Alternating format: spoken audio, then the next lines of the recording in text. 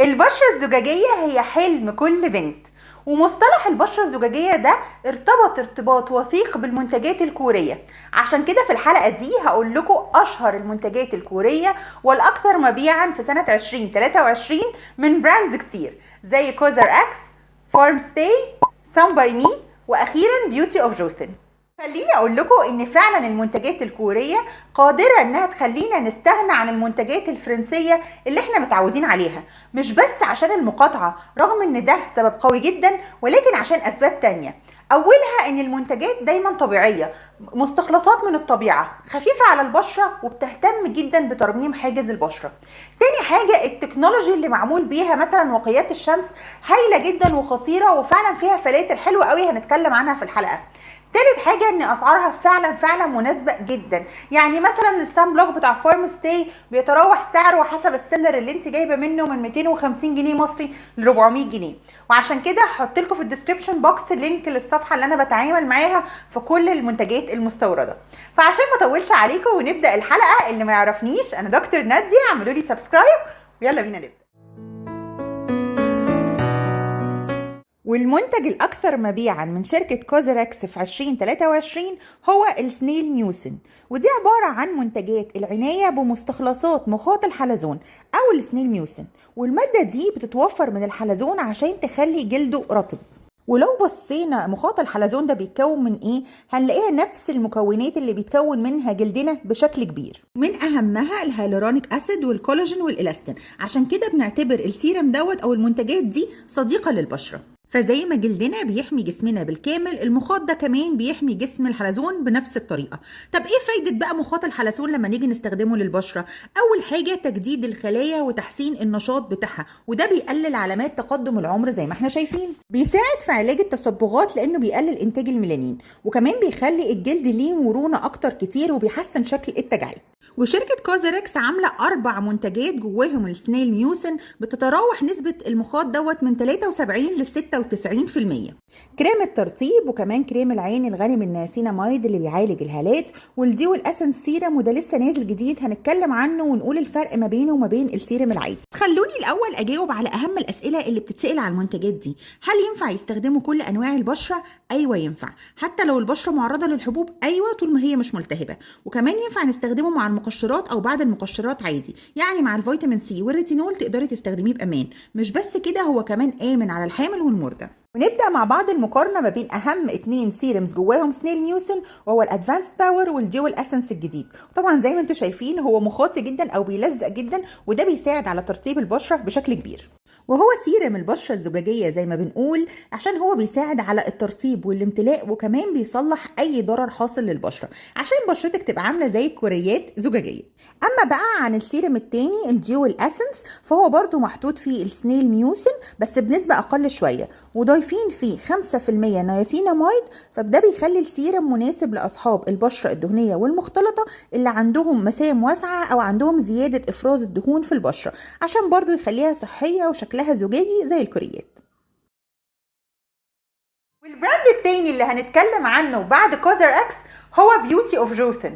وبيوتي اوف جوثن فيه كمية يعني سيرمز فظيعة خطيرة، بصراحة كلها لازم يتعمل عليها ريفيو، ولكن انا هتكلم معاكم على الاكثر مبيعا، وهو السيرم الديب جلو اللي فيه مستخلص الارز والالفا اربيوتين. وكمان هتكلم معاكم على التو سان بلوكس او السان بلوك بالتو فورمز بتاعته، الكريم وكمان والسيرم الاكثر مبيعا في بيوتي اوف جوثن هو الجلو ديب سيرم. والسيرم ده جواه مستخلص الرز بنسبة 68% و2% الفا اربيوتين. ولو اتكلمنا عن فوائد مستخلص الرز بالنسبة للبشرة هنلاقيها كتير جدا. اولها انه بيدي ترطيب يعادل كأنك حاطة جليسرين على بشرتك ولكن اخف. ثانيا هو بيقلل التجاعيد ومهدئ وملطف للبشرة، وكمان مرمم للجلد. فليه فوائد كتير قوي بتخليكي تحصلي على البشرة الزجاجية لما فعلا تستخدميه.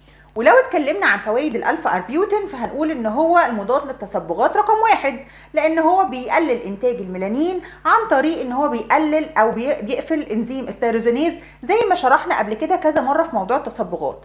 فعشان كده السيرم ده مثالي للتصبغات بالنسبه لاي بشره، مناسبه ليها جدا، ينفع تستخدمه البشره العاديه المختلطه او حتى البشره المعرضه للحبوب. واستخدام السيرم الامثل بيكون مساء بنحط نقطتين 3 على بشرتنا ومع التدليك الخفيف كده لحد ما بشرتنا تمتصه. وطبعا ما ننساش تاني يوم السان بلوك. وبمناسبة السان بلوك خلينا نتكلم على تاني وتالت منتج من بيوتي اوف جوثن، وهو السان ريليف سان بلوك كريم، وكمان الماتيفاينج ستيك اللي نفس السان بلوك بس في شكل ستيك. ومختلف في السان بلوك دوت ان هو خفيف جدا جدا جدا وبيساعد على ترطيب البشره، يعني بعده مش بتحتاجي ان انت تحطي مرطب. وغير كده كمان جواه 4 فلاتر شمس، وهو يعتبر سان بلوك عضوي او اورجانيك ومناسب جدا للحوامل، وبيحميكي من اشعه الشمس اليو في اي واليو في بي وكمان البلو لايت. ولو مش عارفين ايه هو البلو لايت هحط لكم حلقه انا كنت عاملاها شرح كامل بالتفصيل عن اضرار البلو لايت على البشره. ونيجي بعد كده للماتيفاينج ستيك، والستيك هو افضل فورم تقدري تستخدميها في اعاده او الري ابليكيشن بتاعه السان بلوك بعد ساعتين من استخدامه، ولكن ما ينفعش نستخدمه كواقي شمس رئيسي رغم ان برضو في نفس الاربع فلاتر، بس عشان المنطقه الواحده لما بتحطي عليها السان بلوك محتاجه تعيدي عليها تقريبا 4 مرات عشان تاخدي الفايده الكافيه، فاكيد الستيك هيخلص بسرعه يعني، فالموضوع مش منطقي، ولكن هو هيكون منطقي لما تحطيه في شنطتك وتستخدميه كويس جدا في الري ابليكيشن. وبرده خلينا نقول ان هو امن على الحوامل وما بيسيبش اي ملمس دهني، بالعكس هو مناسب لاصحاب البشره الدهنيه والمختلطه لان جواه سيليكا باودر، ودي عباره عن باودر لما بتتحط على البشره بتعمل مات افكت او بتديكي ماتيفاينج افكت، بتطفي اي لمعه موجوده، وطبعا اصحاب البشره الدهنيه بيعانوا منها جدا خصوصا في فصل الصيف. واشهر منتجين من شركه سان باي مي اتباعوا السنه اللي فاتت هو اكيد سيرم اليوجينياسين او الفيتامين سي سيرم، ومؤخرا سيرم الريتينول. وعشان ما اطولش عليكم ولاني اتكلمت عنهم قبل كده هحط لكم اللينك بتاع حلقه افضل سيرم فيتامين سي اللي هو اليوجينياسين من سان باي مي، وكمان هحط لكم حلقه الريتينول سيرم مفيده جدا وفيها شرح مفصل لانهم فعلا يستحقوا التجربه. وقبل لما اتكلم على البراند الرابع وهو فارم ستاي، اكتبوا لي تحت في الكومنتس استخدمتوا ايه السنه دي من المنتجات الكوري وفرقت معاكم. اكيد احب ان انا اجربها واعمل عليها حلقه نشرحها بشكل علمي ومبسط ولذيذ زي ما بنعمل. ومش بس كده، ما تنسونيش بجد في اللايك والسبسكرايب والشير، القناه محتاجه دعمكم قوي، وحقيقي انا بتعب في المحتوى والناس اللي متابعاني من زمان عارفه الكلام ده، فانا عارفه ان انتوا دايما في ظهري. ويلا بينا مع بعض نبدا فارم ستاي. وبراند فارم ستاي فعلا مرتبط معايا من 2019 انه اول براند كوري انا استخدمته. كنت بستخدم الكولاجين اللي احط لكم صورته دلوقتي على الشاشه، وكمان كنت بستخدم الامبولز اللي هي الهير فيلر، مش عارفه هتبان قدامكم ولا لا بس اي هوب انها تبان، كانت من الحاجات اللي بتعيد الحيويه شعري كده وكنت بصراحه بحبها قوي. ولكن مش دي المنتجات الاكثر مبيعا السنه دي، وارتبط فعلا اسم فارم ستاي السنه دي بالسان بلوكس لان هم عملوا فرايتي كبيره جدا لكل نوع بشره، وانا هكلمكم دلوقتي على 3 انواع مختلفه لكل نوع بشره. الموضوع فيهم كان لطيف وكان الابلكيشن بتاعهم حلو، والاهم من ده ان اسعارهم في متناول الجميع. هنتكلم على 3 انواع. اول واحد هو الفارم ستاي اويل فري يو في ديفنس سان كريم.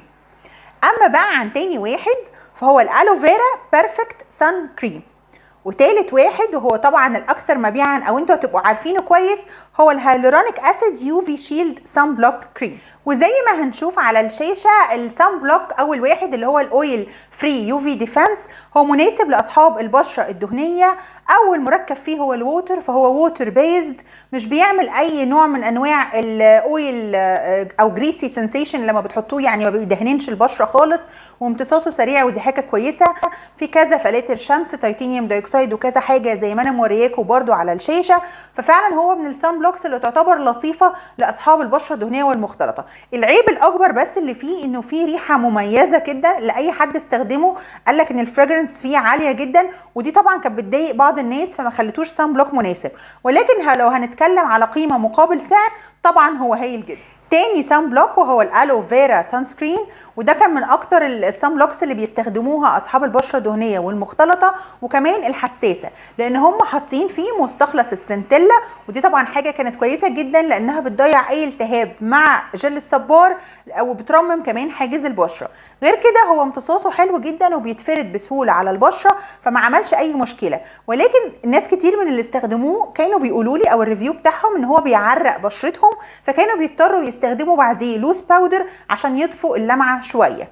وخلينا نقول كمان ان هو جواه غير الصبار جليسرين والانتوين، فلو في اي التهاب في اصحاب البشره الدهنيه والمختلطه السان بلوك بيساعد في علاجها. فهو طبعا برضو لو هنتكلم على قيمه مقابل سعر فوق الممتاز. وثالث سان بلوك هو الهايلورونيك اسيد يو في شيلد، وهو السان بلوك المناسب او الانسب للفتره اللي احنا فيها دلوقتي وهي فتره الشتاء، لان هو بيرطب البشره بشكل كبير، وكمان هو مناسب لاصحاب البشره المختلطه في فصل الشتاء، لان انا زي ما قلت لكم ان هو بيرطب البشره كويس. هو مشكلته ان هو صعب جدا في الفرد، يعني بتقعدي فتره عبال ما بتخليه جلدك يمتصه، ولكن امتصاصه رائع وهايل، فده شيء كويس جدا بالنسبه لي. في ناس كتير قالت ان هو برايمر كويس جدا بيستخدموه قبل الميك اب، بيبقى بيز رائع، مش بتضطري تحطي اي برايمر، وبيخفي اي مسام في البشره، وزي ما قلت لكم هو تقيل، فاكيد طبعا بيكون بيعمل الحاجات دي، وبرده من الحاجات اللي تعتبر قيمه مقابل سعر فوق الممتاز. ودي كده اهم المنتجات الكوري لسنه 2023. ولو عايزين بارت 2 قولوا لي، لان الجمال الكوري لا ينتهي، والمنتجات بصراحه كلها اجمل من بعض، وفعلا اسعارها هتخلينا نشتريها. ما تنسونيش في اللايك والسبسكرايب والشير، وهستنى طبعا كومنتاتكم، وانتوا عارفين ان انا برد على كل الكومنتس. وتاني حاجه عايزه اقول لكم ان انا هسيبكم مع اهم 6 اخطاء شائعه بنعملها في السكين كير روتين بتاعنا وبتاثر عليها، وكمان هسيبكم دلوقتي مع حلقه تانيه عن اخطاء الريتينول اللي احنا بنعملها ونخليه ما يشتغلش خالص. اشوفكم في الحلقه الجايه.